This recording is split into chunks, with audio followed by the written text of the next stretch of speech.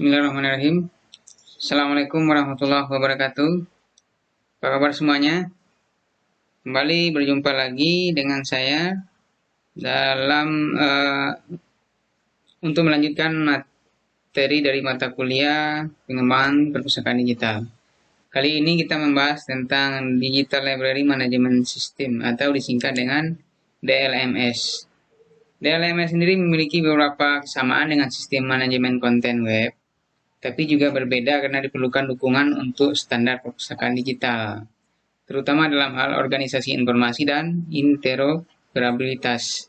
Nah, dua hal ini yang membedakan antara DLMS dengan manajemen konten web atau manajemen website.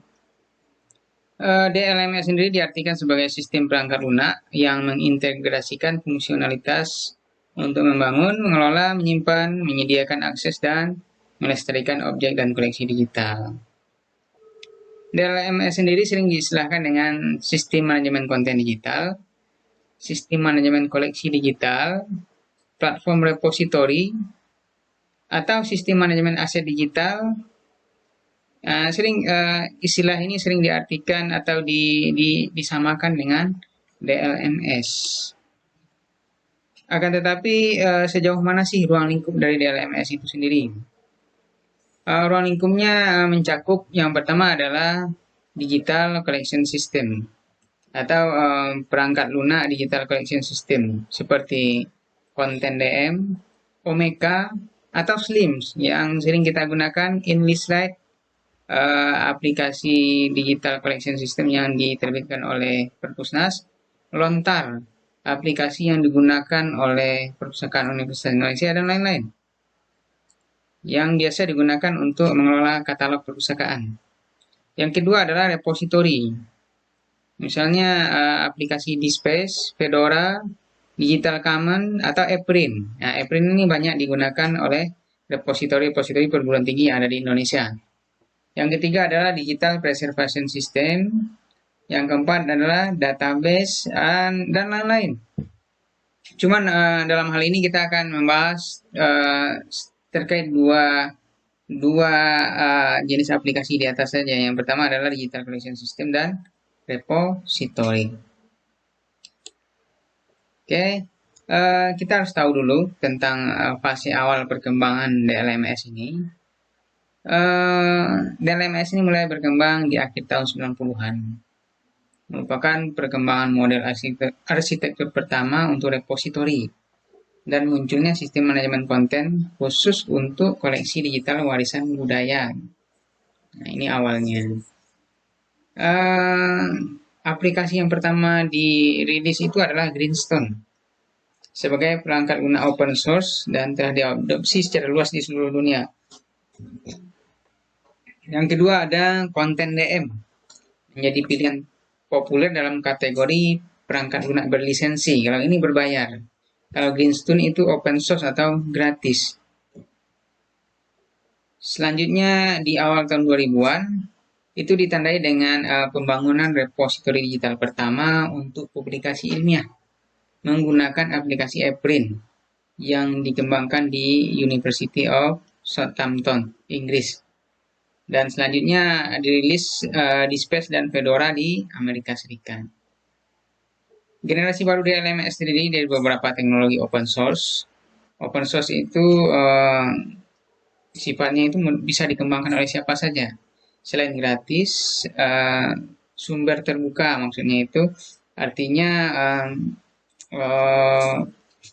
aplikasi itu bisa dikembangkan oleh siapa saja, bisa ditambahkan oleh siapa saja, dan bisa digunakan oleh siapa saja.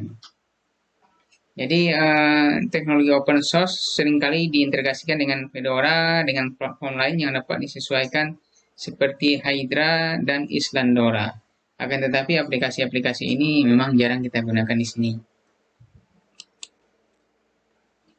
Sekarang kita akan coba membahas tentang desain dan model arsitektur DLMS. Desain DLMS harus memperhatikan aspek teknis keandalan, skalabilitas, dan keberlanjutan sistem. Artinya andal di sini adalah memang betul-betul kinerjanya bagus, dan skalabilitas itu skalanya lebih luas, dan keberlanjutan sistem ini maksudnya bisa digunakan untuk jangka waktu lama. Sebagian besar perpustakaan digital atau aplikasi perpustakaan digital itu dibuat secara mandiri oleh pemegang konten, seperti untuk penelitian, untuk perpustakaan, arsip, dan komunitas museum, menggunakan berbagai standar dan solusi perangkat lunak. Selanjutnya, interoperabilitas telah menjadi salah satu isu terpenting dalam perkembangan perpustakaan digital. Jadi interoperabilitas ini memungkinkan pertukaran data antara perpustakaan digital independen dan menyediakan layanan untuk penemuan dan interaksi yang lebih mudah dengan sumber daya perpustakaan digital di lingkungan jaringan. Jadi interoperabilitas ini kalau sederhananya itu adalah berbagi sumber daya. Untuk model arsitektur DLMS, ya, arsitektur DLMS itu merupakan satu set komponen perangkat lunak yang konsisten dan komprehensif yang diperlukan untuk digital library system dan interaksi di antara mereka. Jadi ada 3 komponen inti dari model arsitektur DLMS itu. Yang pertama adalah komponen intinya itu penyimpanan data. Disebut juga sebagai file content atau repository data atau arsip. Yang kedua metadata registry. Disebut dengan katalog metadata. Jadi untuk penyimpanan metadata atau indeks. Bagaimana sebuah atau metadata dari koleksi yang ada itu diindeks atau diurutkan sehingga mudah ditemu kembali. Yang ketiga adalah serangkaian layanan, misalnya indeks, penyimpanan, manajemen, kopi, otorisasi, dan lain-lain. Untuk penelitian dasar tentang arsitektur sistem perpustakaan digital sudah berlangsung pada pertengahan 90-an. Kahn dan Wilensky mengusulkan model referensi arsitektur terbuka yang membayangkan interoperation dari berbagai repository dan mendukung layanan informasi digital terdistribusi. Jadi interoperation atau interoperabilitas ini sudah diramalkan dari awal dengan dukungan arsitektur terbuka. Jadi para peneliti di Cornell Digital Library Research Group telah memajukan konsep arsitektur terbuka melalui pengembangan protokol untuk perpustakaan dokumen terdistribusi dan arsitektur perpustakaan digital berbasis komponen yang disebut dengan CREDDL. Jadi fungsionalitas dari CREDDL ini didefinisikan dalam 5 layanan inti. Yang pertama adalah layanan repository yang menyediakan mekanisme untuk deposit atau penyimpanan dan akses ke objek digital. Jadi layanan repository itu sama dengan layanan penyimpanan. Setelah itu layanan penamaan yang menyediakan registrasi nama unik untuk mengidentifikasi objek digital. Jadi setiap objek digital itu harus diberi nama yang unik ya. Tidak boleh ada yang sama untuk membedakannya dengan yang lain. Yang ketiga, indeks layanan yang mencakup informasi tentang objek atau kumpulan digital dan mekanisme penemuannya melalui query. Jadi indeks layanan ini, mengatur bagaimana koleksi-koleksi yang jumlahnya sangat banyak itu diurutkan berdasarkan apa, gitu, agar nanti mudah untuk ditemukan. Misalnya dia diindeks berdasarkan kode-kode tertentu, kode koleksi misalnya, atau nomor barcode, atau berdasarkan judul. Tapi biasanya jarang indeks itu berdasarkan judul, karena kemungkinan judul itu kemungkinan samanya besar. Jadi harus dikodekan dengan kode-kode tertentu. Selanjutnya, layanan koleksi yang menyediakan metode agregasi objek dan layanan digital ke dalam koleksi yang bermakna. Ini maksudnya mode agregasi ini adalah metode agregasi ini maksudnya bagaimana sebuah platform atau sebuah aplikasi itu bisa mengumpulkan atau merangkum koleksi-koleksi dari banyak sumber, atau mengenali objek-objek dari berbagai macam sumber atau dari berbagai macam layanan digital yang ada. Selanjutnya layanan antarmuka pengguna atau interface atau gateway yang menyediakan titik masuk bagi pembuat dan administrator koleksi untuk membangun dan mengelola koleksi dan bagi pengguna akhir untuk mencari dan mengakses objek dalam koleksi. Jadi ini terkait dengan tampilannya.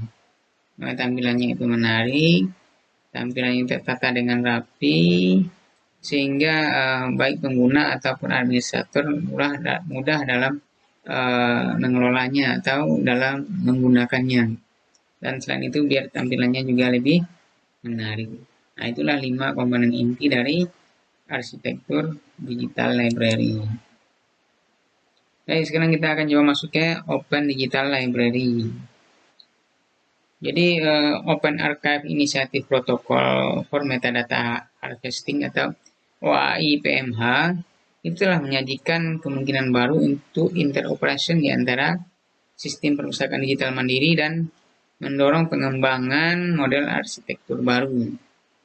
Jadi OAI PMH ini telah merancang sebuah protokol yang memiliki kemampuan untuk mentransfer metadata yang merupakan perluasan konsep layanan arsip terbuka lokal sebagai komponen mandiri dengan menambahkan komponen interoperation. Jadi perpustakaan terbuka digital itu dibayangkan sebagai komponen jaringan arsip terbuka dengan penyedia data berbagi metadata melalui serikat katalog dan menyediakan layanan tambahan melalui antarmuka umum seperti pencarian, penelusuran, dan rekomendasi. Nah, contoh implementasi Open Digital Library itu di Indonesia OneSearch atau Global ETD Search. Ini mereka telah menjadi OneSearch ini telah menjadi sebuah serikat katalog yang mengumpulkan koleksi atau katalog-katalog dari berbagai macam sumber gitu, dengan memanfaatkan protokol OAI PMH ini. Coba kita lihat dari websitenya di onesearch.id.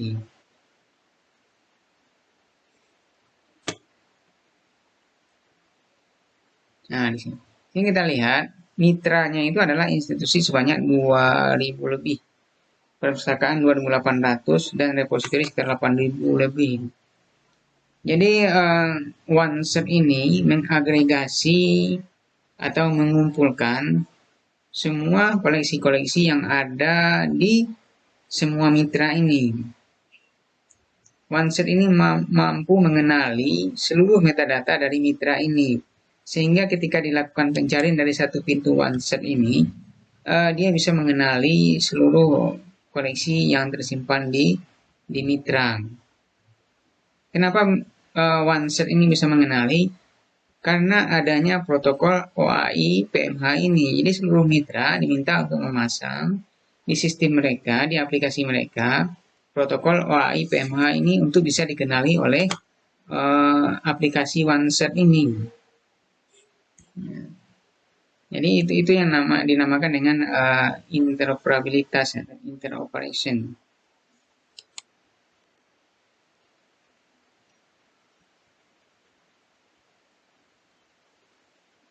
Oke, kita tinggalkan ini dulu. Nanti bisa coba dilihat kalau Global ETD Set ini dia merangkum seluruh repositori dan berbagai belahan dunia.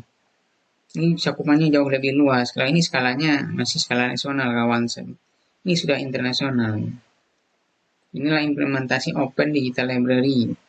Jadi perpustakaan atau aplikasi yang dimiliki mitra itu terbuka untuk diakses oleh siapa saja.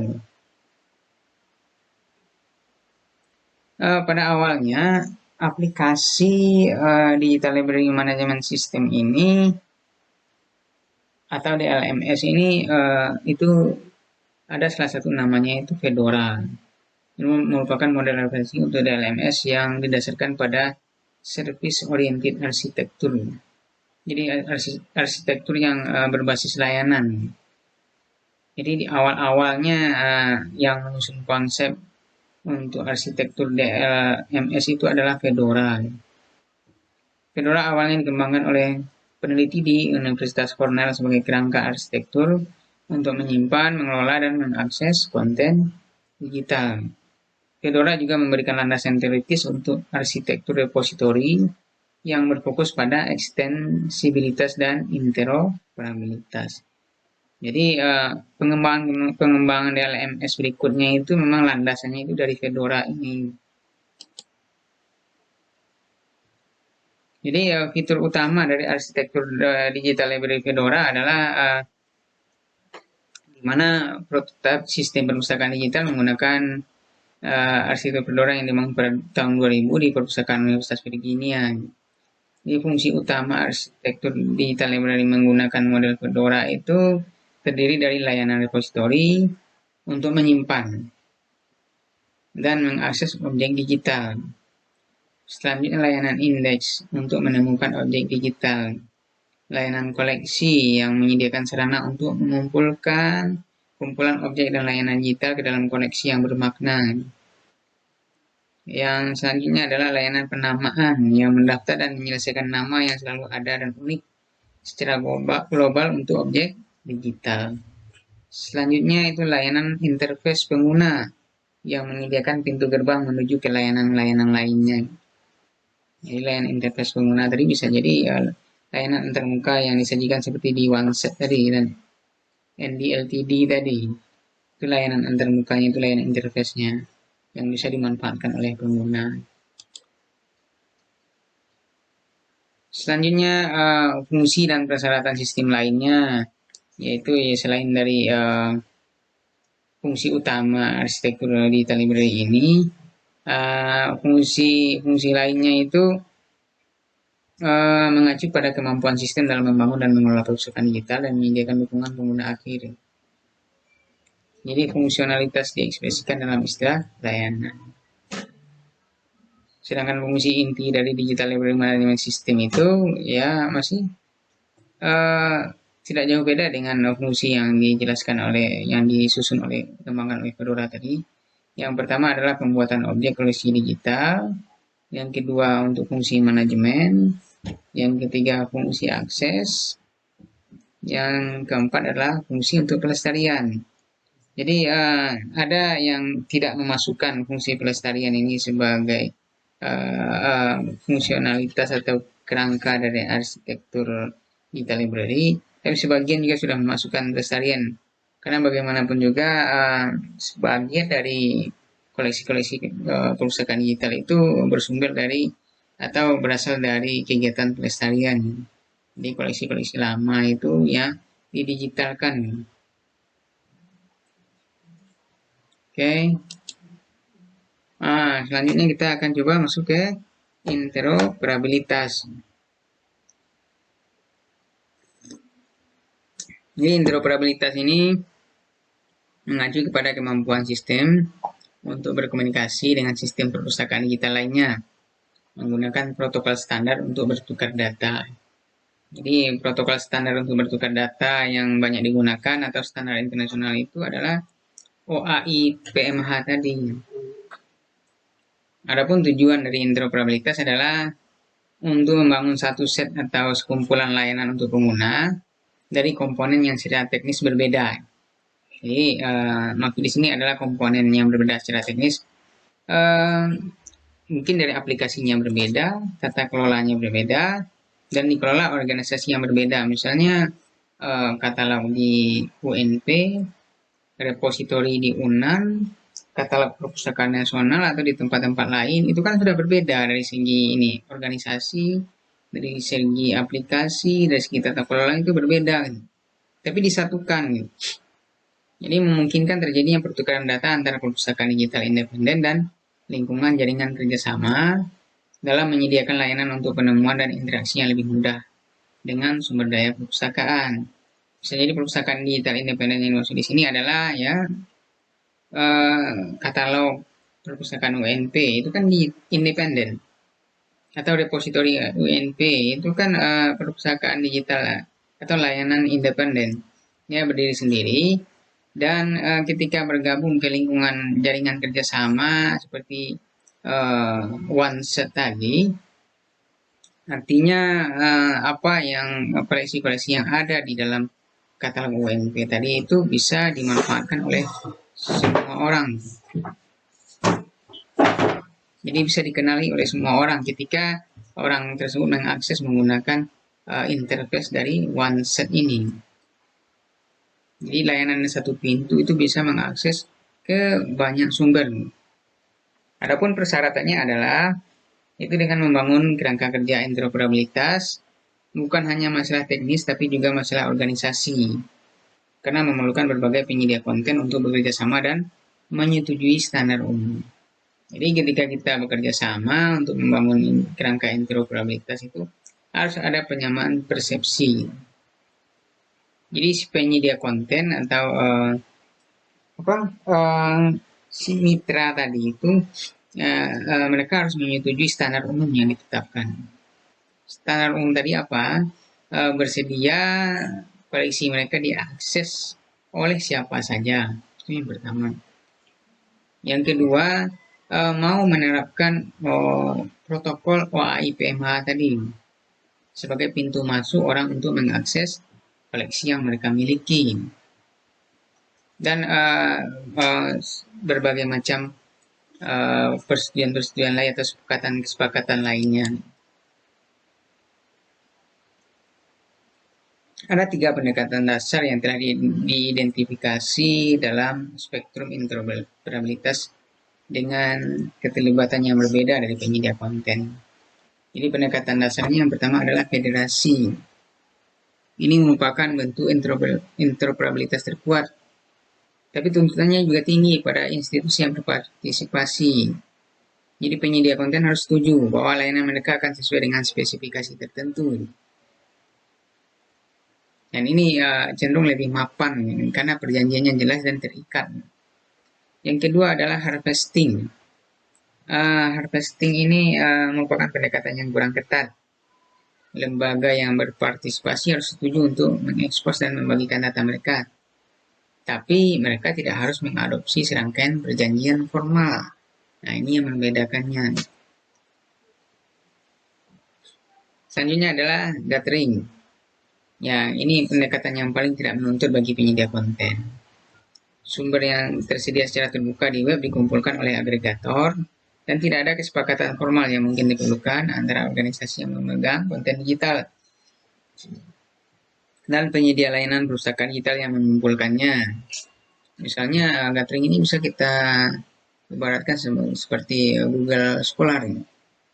Google Scholar itu bisa mengagregasi atau mengenali konten-konten yang dimiliki oleh berbagai macam jurnal di seluruh dunia.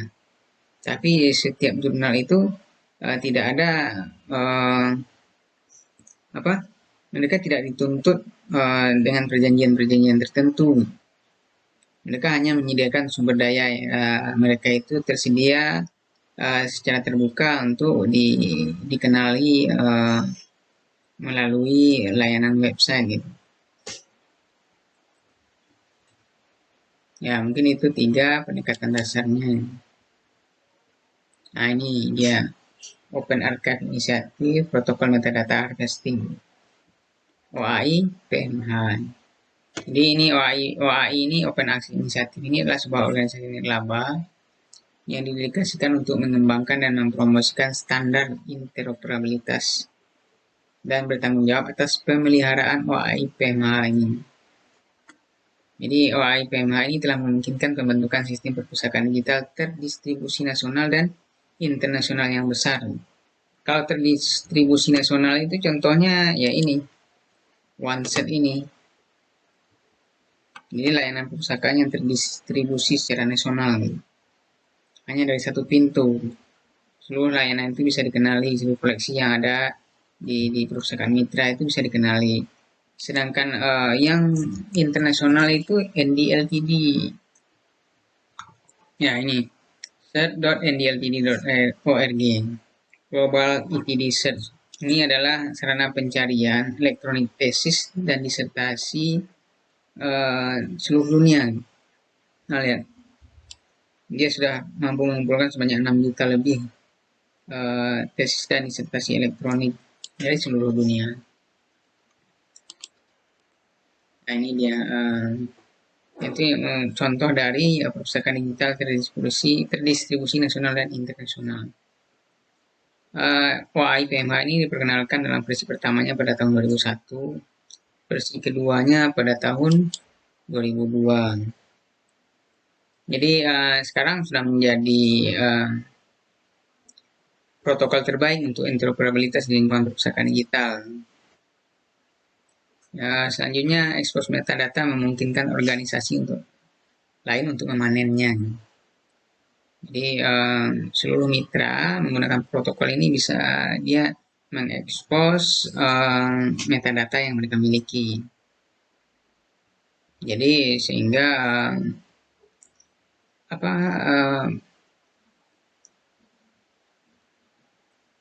layanan pengumpul tadi seperti OneSet itu bisa memanen, menggabungkannya, dan menyediakan layanan akses. Dari sisi pengguna sendiri, pengguna dapat menelusuri seluruh isi metadata yang dikumpulkan dan menautkan ke objek digital yang dimiliki oleh penyedia konten asli. Selanjutnya, transfer metadata ditentukan oleh OAI PMH. Dia dalam bentuk sebuah protokol yang mudah diadopsi dan diimplementasikan. Jadi protokol itu dia semacam sebuah file berbasis XML kalau nggak salah. Nah, itu diletakkan di dalam aplikasi pengelola konten yang baik di dalam bentuk repository ataupun aplikasi sistem manajemen perpustakaan seperti Slim, ePrint, IndiSlide, dan lain-lain. Jadi kalau ingin bisa dikenali oleh perpustakaan lain seperti OneSet tadi, kita harus memasang protokol OAI PMH di aplikasi kita. Nah, ini contohnya. Jadi OAI PMH ini menyediakan kerangka kerja interoperabilitas berdasarkan pemanenan data. Jadi istilahnya data metadata ya, pemanenan metadata. Pemanenan maksudnya itu adalah metadata yang dimiliki oleh mitra itu bisa dipanen oleh layanan penyedia atau pengumpul. Jadi OAI PMH ini membedakan antara dua kelas peserta. Yang pertama adalah penyedia data. Penyedia data ini mengadopsi kerangka kerja teknis OAI dan setuju untuk membuka server mereka untuk pengambilan metadata. Sedangkan penyedia layanan, mereka mengumpulkan metadata dengan menggunakan protokol OAI dan menggunakan agregat metadata sebagai dasar untuk menyediakan layanan akses kepada pengguna. Nah, ini kita contohkan OneSet ini. Ini adalah pengumpul atau penyedia layanan. Dia yang menyediakan layanan untuk pengguna. Sedangkan penyedia data adalah seluruh mitra-mitranya itu. Yang jumlahnya banyak tadi, baik dari institusi, perpustakaan, atau repository tadi. Nah, jadi ini penyedia data, misalnya perpustakaan UNAN, repository UNAN, repository atau aplikasi katalog yang dimiliki UNP, perpustakaan nasional, dan lain sebagainya. Itu dinamakan dengan penyedia data. Selanjutnya kita coba membahas perbedaan antara open source software dan proprietary software. Jadi maksudnya software dengan akses terbuka dan software berbayar atau berlisensi. Jadi perangkat open source software itu maksudnya adalah perangkat lunak open source mengacu kepada perangkat lunak apapun yang menyediakan distribusi dan redistribusi gratis serta akses ke kode sumber. Jadi aplikasi itu atau perangkat lunak itu bisa diakses, dimodifikasi, dirubah oleh banyak orang. Nanti dinamakan dengan open source. Ini kodenya itu dibuka untuk bisa dimodifikasi oleh siapa saja sesuai dengan kebutuhan. Dan itu bisa dibagikan secara bebas oleh siapapun. Jadi kode sumber itu tersedia di bawah lisensi publik GNU yang menaungi terkait dengan masalah open source ini. Uh, Biasanya perangkat lunak open source ini membutuhkan komunitas sebagai pengembang yang aktif. Salah satu open source di Indonesia itu adalah Slim. Slim itu bersifat open source. Siapa saja boleh memodifikasi, merubahnya sesuai dengan selera. Dan Slim itu ada komunitasnya. Slim Commit namanya. Mereka ini aktif dalam melakukan pengembangan terkait dengan fitur-fitur aplikasi Slim ini. Makanya sampai sekarang Slim itu sudah berkembang jadi sampai Slim 9, Slim Boolean dengan berbagai macam fitur tambahan gitu. Ada beberapa manfaat dari perangkat lunak open source untuk aplikasi digital library. Yang pertama adalah biaya implementasinya rendah dan cocok untuk perpustakaan yang anggarannya minim karena kita tidak perlu membeli. Aplikasi Slim itu kan gratis. Yang kedua, kemampuan untuk memodifikasi perangkat lunak dan beradaptasi untuk memenuhi kebutuhan pengguna tertentu. Jadi kita sebagai pengguna bisa memodifikasi perangkat lunak tersebut sesuai dengan kebutuhan kita. Apakah tampilannya mau kita rubah, apakah fiturnya akan kita tambah, itu sesuai dengan selera kita. Itu bebas kita lakukan. Dan selanjutnya adalah kemampuan untuk meningkatkan fungsionalitas perangkat lunak. Jadi perangkat standarnya itu bisa kita tingkatkan fungsinya kalau kita mempunyai kemampuan untuk coding. Kemampuan untuk mengoprek aplikasi itu kalau kita punya kemampuan ya kita bisa meningkatkan fungsionalitasnya. Selanjutnya kelembagaan otonomi dan kebebasan lisensi komersial. Jadi tidak perlu lisensi, kita bebas, tidak ada tuntutan apapun kalau kita melakukan modifikasi atau merubah aplikasi tersebut. Selain itu dukungan dari komunitas pengguna yang besar. Jadi kalau ada komunitasnya, seandainya kita ada terbentur permasalahan, kita bisa gampang mendapat jawaban atau mendapat solusi dengan bergabung dengan komunitas itu. Selain itu, komunitas itu aktif dalam melakukan pengembangan aplikasi, penambahan fitur tertentu, dan itu pun bisa kita manfaatkan. Akan tetapi bagaimanapun juga, perangkat lunak open source memiliki keterbatasan. Di antaranya adalah kebutuhan akan staf yang sangat terampil yang dapat memberikan dukungan untuk sistem sumber terbuka. Bagaimanapun juga, kalau kita ingin memodifikasi sebuah aplikasi, kita harus punya kemampuan memiliki pengetahuan bahasa pemrograman tertentu. Misalnya di Slim itu mereka menggunakan PHP, kita harus bisa menggunakan bahasa PHP. Tidak-tidaknya kita paham logikanya. Selain itu dokumentasi yang buruk. Kalau sebuah aplikasi dikembangkan oleh banyak orang atau orang yang tidak terlalu mahir dalam membuat bahasa pemrograman atau di bidang pemrograman, itu dia dokumentasinya biasanya buruk. Terkadang justru akan menimbulkan berbagai macam persoalan baru. Selain itu juga perlunya pelatihan dan keahlian tambahan, dan selanjutnya praktek pengembangan itu di bawah standar. Karena siapa saja bebas untuk mengembangkan. Setelah itu ada lagi proprietary software berlisensi atau berbayar. Nah, kalau ini menawarkan solusi yang relatif mudah untuk membangun dan mengelola koleksi digital. Kemudahan instalasi dan penggunaan, dokumentasi, dukungan teknis, stabilitas sistem, dan fungsionalitas yang terintegrasi. Kan tetapi kelemahannya adalah kemudahan yang ditawarkan itu sebanding dengan harga yang ditawarkan. Jadi ada barang, ada harga gitu. Kalau untuk software berlisensi. Jadi selain itu kita tidak punya akses ke perangkat lunak dan dengan batasan dan kita tidak bisa melakukan modifikasi karena perangkat lunaknya tidak dibuka, tidak open source. Selain itu lisensi memiliki ketentuan untuk jumlah Contoh perangkat lunak maksudnya adalah ukuran koleksi yang bisa kita masukkan ke situ juga terbatas, atau ukuran atau jumlah koleksinya pun terbatas. Ya, kita diikat oleh aturan-aturan tertentu yang tidak bisa kita manfaatkan secara leluasa.